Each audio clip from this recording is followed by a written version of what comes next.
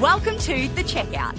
We catch up with previous Add to Cart guests and ask them 5 quick questions to get to know them better and leave you with a little extra inspiration to get you through your Friday. Today's Checkout features Sam Schumann, founder and director of outdoor adventure company Alton. An ex-tax and consulting professional, Sam developed the Alton brand in 2015 and now has over 50 SKUs, a warehouse that's bursting at the seam, distribution in paddy pallons, and the most goddamn beautiful Instagram page you've ever seen. Sam, thank you for joining me on The Checkout. We are still here. Amazingly, months later, we are still here in our beautiful hideaway. We are indeed. It's been a beautiful time to spend together. The rules in the hut, you always, if you take food out, you put some food back for those that get stuck for a month. So that's us, good. And we're going to have to replenish what we've taken from this hut. I'm all for it, mate. I'm staying here. I don't know about you, but I'm not going anywhere. We have 5 quick checkout questions to get through to learn a little bit more about you. We've heard all about Alton and the plans for the future, but we're going to learn about you. Number 1, what's the weirdest thing that you've ever bought online? Actually, pretty recently, this is not online in Australia. This is off Taobao. So this is going to be good. This is off Taobao in China. So we're bringing out a new fabric.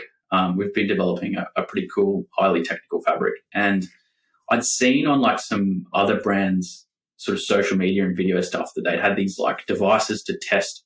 What you do is you put air through, you put a waterproof fabric in. Yep. You show that water can't get through, and then you show that air can get through. So the idea being the fabric can breathe even when it's raining and the water can't get in. You explained it a lot better than I did on the main episode, but carry on. So I saw these testing devices and I was like, well, we're going to need one of these to promote, the campaign and that sort of thing. So I started looking on the internet in Australia, no luck. America, no luck. UK, no luck. And I landed on somehow finding this link to a Taobao page where they were selling similar to what I needed. So, I can't speak Chinese, and I don't even know if we can access Taobao in Australia. So I actually had to get a friend over in China to get in contact with the seller, and it was a bloody nightmare. But a month later and $500 later, I've got one. It's impressive. And, I love it. Yeah, very weird product to order online. It is a very weird product. Okay, very good. Who's your favourite retailer? Or Aesop. Oh. Yeah. Why? Miles ahead of anyone else. So, like I said in the main episode, I started my journey in the workforce, working in Maya, selling fragrance and aftershave. And every day I would sit across looking at that Aesop counter. And I just became so interested in the brand. It was just so beautiful. The aesthetic was just incredible. They, back then, they never advertised. So they didn't spend $1 on advertising. And their emphasis was just a high quality product that achieved what the customer needed to achieve. So lots of that in the brand that I've created. I think I love that brand and I love purchasing those products. So it's the sort of brand I wanted to create. But such a great story. Just like 2 normal dudes, hairdressers from Melbourne, I'm pretty sure. And I think it sold for $6 or $7 billion the other day. And they've just stayed true and mastered their craft and made an incredible brand. Yeah, beautiful. And I think they're a great example of how to add value in the retail experience to justify product price rather than getting on the merry-go-round of promotion. Absolutely. And so much of that, our sort of unboxing experience and all that is we've put so much effort into that, right? And a lot of that comes from that inspiration from the Aesop guys, the way they spray the fragrance into the bag before they give it to you. So there's a smell added to the experience. They present it to you with 2 hands in front of the counter, all of this sort of stuff. It just improves the customer experience and keeps you coming back. So absolutely love what they do. Beautiful. What's one e-commerce practice that you wish was history? Oh, drop shipping.